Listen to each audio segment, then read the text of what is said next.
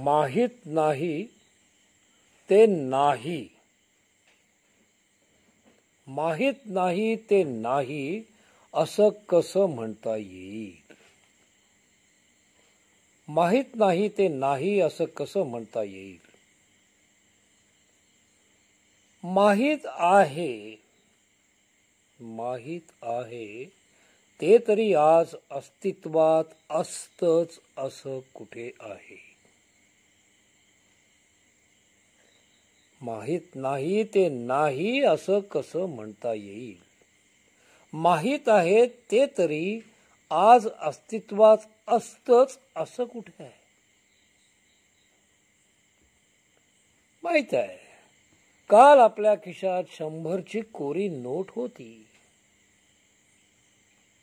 पण आज आपण चिल्लर शोधत असतो. त्यामुळे माहित असेलही आज वास्तवात असेलच व उद्याही असेल असे नाही. शाश्वत काही नाही हे सत्य माहित तर असतं.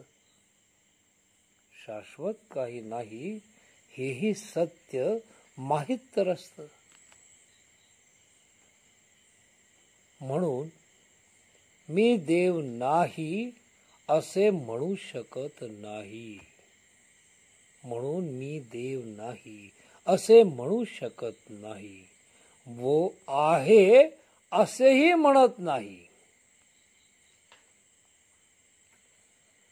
फार तर फार तो आपण समजतो तसा नक्कीच नाही. फार तर फार तो आपण समजतो तसा नक्कीच नाही.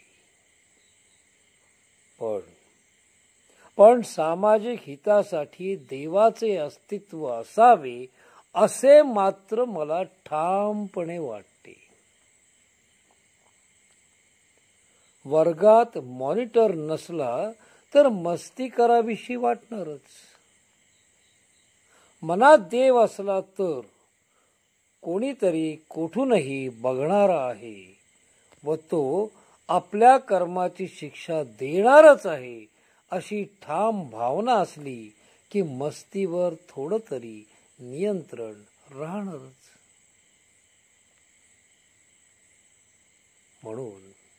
म्हणून नास्तिक मस्तीच करतात असे मला म्हणायचे नाही. उलट नास्तिक असूनही चांगलं नीतिमान असणं हे भयंकर जिकिरीचं काम असतं. उलट नास्तिक असूनही चांगलं नीतिमान असणं हे भयंकर जिकिरीचं काम असतं. कारण शिक्षा करणारं सर्वोच्च आणि सर्वत्र डोळे रोखून असणारं कोणीच नसतं हे माहीत असलं तरी मस्ती न करणं हे खूपच जबाबदारीचं कार्य असतं. अर्थात जो कोणी भगवंत असेल तो अर्धवट कसा असेल? तो मनात पाप येण्या इतकं कमकुवत मन बनवेलच कशाला? धारयति इति धर्मः ही शंकराचार्यांची व्याख्या मला जास्त पटते. जो धारण केला जातो, धारण करता येतो किंवा जो समाजाला धारण करतो तो धर्म. धर्म म्हणजे मार्ग असं म्हटलं तर ठीक, पण मार्ग तर कोणताही असो पोहोचवतो मात्र एकाच ठिकाणी. गटाराचंही पाणी समुद्रालाच मिळतं ना. आता गटार व्हायचं की स्वच्छ नदीत डुंबायचं म्हणजे मार्ग कोणता निवडायचा हा ज्याचा त्याचा वैयक्तिक प्रश्न.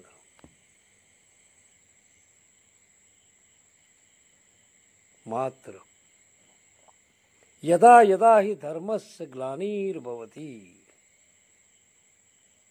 तेव्हा तेव्हा मी तो धर्म सुधारण्यासाठी जन्म घेईन, हे काही मला पटत नाही. भगवंताची गाड्या बनवायची कंपनी आहे आणि गाडी खराब होऊ नये म्हणून तो ठराविक काळानंतर सर्व्हिसिंग करून देतो व खराब झाली की प्रेषित मेकॅनिक वगैरे पाठवतो किंवा स्वतः जन्म घेतो, हे काही मला खरे वाटत नाही. कारण एक तर तो सार्वभौम सर्व शक्तिमान भगवंत, त्याला कोणी ऑर्डर केली असेल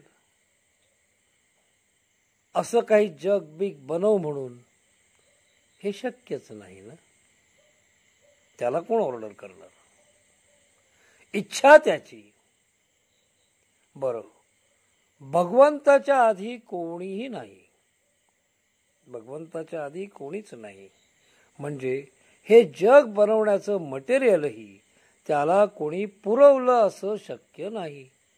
ते मटेरियलही त्याचंच, त्यामुळे मटेरियलमध्ये भेसळ शक्य नाही. ज्ञानही त्याचंच, मग तो मेंटेनन्स करायला लागेल, सर्व्हिसिंग करायला लागेल, कधीतरी बिघडेल, असं जग कशाला बनवील? आणि बिघडलंच तर त्याच्या पाप पुण्याची जबाबदारी तो बिघडलेल्यावर कशी टाकेल? म्हणजे झाडूही आपण बनवलेला, झाडणंही आपलं, मग कचरा तसाच राहिला म्हणून शिव्या कोणाला घालायच्या? झाडूला, कचऱ्याला की आपल्याला? इथे तर कचराही त्याचाच. बहुधा बनतं, चालतं, पुन्हा त्याचं विघटन होतं. बहुधा बनतं, चालतं, पुन्हा त्याचं विघटन होतं आणि मूळ पदाला पोहोचतं. मृत्यू तरी काय असतो? पंचमहाभूते एकत्र येऊन जन्मलेलं वाढलेलं शरीर विघटन होऊन पुन्हा पंचमहाभूतात विलीन होतं. मृत्यू तरी काय असतं? पंचमहाभूते एकत्र येऊन जन्मलेलं वाढलेलं शरीर विघटन होऊन पुन्हा पंचमहाभूतातच विलीन होतं. शोक आम्ही करतो, तो शोकाचा ध्वनीही विरून जातो त्याच पंचमहाभूतात. आपण माणसं जेव्हा एखादी गोष्ट बनवतो, ती आधी तयार असलेल्या वस्तूंमधूनच. म्हणजे दगड तयार असतो, त्याला आकार आपण देतो. माती असतेच, ती भाजून वीट बनवतो किंवा मडकं बनवतो. मग कोणत्याही दोन किंवा अधिक वस्तू एकत्र केल्या की त्या वेगळ्या होण्याचा प्रयत्न करणारच. आणि दोन गोष्टींची मिसळ म्हणजे शुद्धता घालवणारी भेसळच. पण त्या परमेश्वराच्या बाबतीत तसे नाही. काहीच नसताना मूळ वस्तूही त्यानेच तर बनवल्या असतील, म्हणजेच नसेलच त्यात भेसळ. असेल ते मूलभूत आणि शाश्वत. पण मग बनवल्या कशापासून या मूलभूत वस्तू? ऋग्वेदीय नासदीय सूक्त म्हणते तशा इच्छेपासून.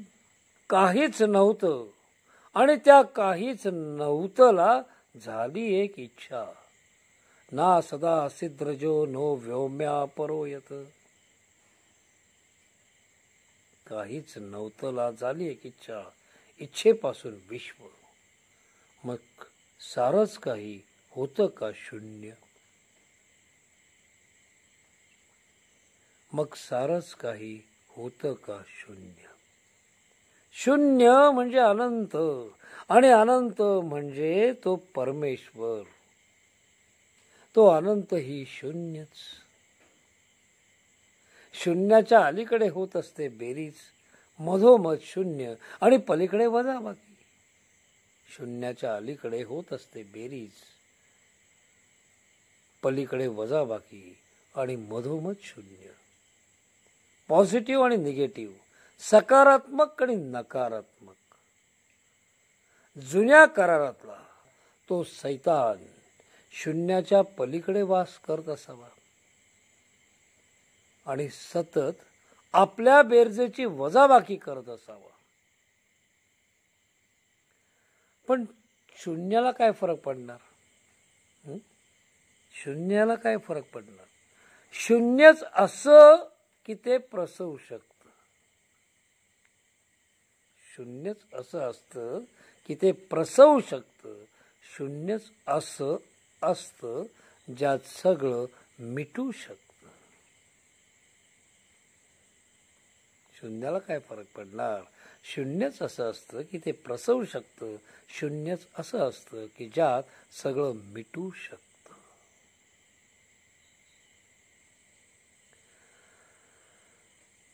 संपला खेळ की बंद होणार सगळं आणि जाऊन बसणार शून्यात.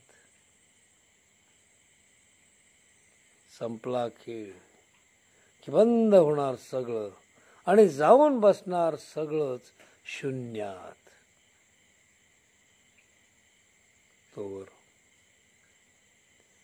तवर मी हा असाच. संपला खेळ की बंद होणार सगळं आणि जाऊन बसणार शून्यात.